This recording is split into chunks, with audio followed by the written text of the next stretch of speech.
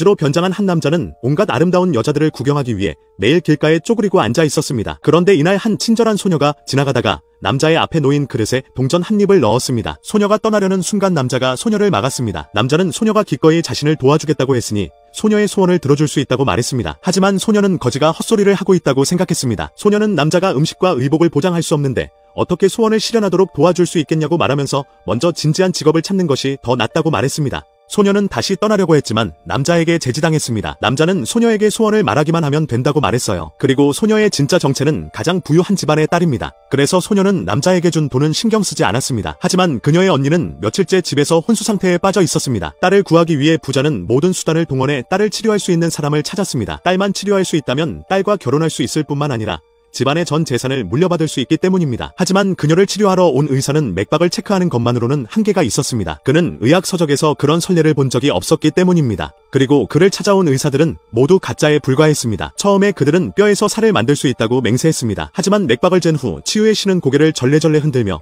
부끄러움을 달랠 수밖에 없었죠. 그리고 치유의 요정은 그 여인을 치료하고 결혼시키고 싶었습니다. 하지만 결국 그렇게 할 수 없었습니다. 치료의 왕과 치료의 신조차도 알아낼 수 없는 질병에 직면했습니다. 부자는 딸을 치료할 수 있는 희망이 없다고 생각할 수밖에 없었습니다. 하지만 불멸자는 세 사람이 치료할 수 없는 것을 치료할 수 있는 사람은 단 한 사람뿐이라고 말했습니다. 바로 소문으로만 듣던 치유의 현자입니다. 하지만 현자는 예측할 수 없고 예측할 수 없습니다. 사람들은 그를 찾기는커녕 어떻게 생겼는지도 모릅니다. 그들도 모르는 사이에 이 남자는 전설적인 현자입니다. 방금 전 남자는 소녀의 여동생이 죽어가고 있다는 사실을 깨달았습니다. 그래서 그는 소녀와 함께 여동생을 구하기 위해 집으로 달려갔어요. 그러나 가장 부유한 남자는 막내딸이 거지를 데려와 큰딸을 치료하겠다고 위협하는 것을 보고 막내딸이 정말 미쳤다고 생각했을 뿐입니다. 그러고는 하인들에게 그 남자를 내쫓으라고 했습니다. 원래 그 남자는 딸을 치료하는 데 도움을 주고 있었어요. 이제 가장 부유한 남자는 다른 사람들을 내려다보고 있으며 이 남자는 구원받지 못할 것입니다. 하지만 소녀는 그 남자를 붙잡고 놓아주지 않아요. 그녀의 여동생은 그녀를 구할 약이 없기 때문에 이 거지가 시도하게 하는 것이 낫기 때문입니다. 남자는 소녀의 진심에 감동하여 도와주기로 결심합니다. 그러나 의사의 왕과 의사의 신은 그 남자를 전혀 무시합니다. 그들은 거지 같은 남자가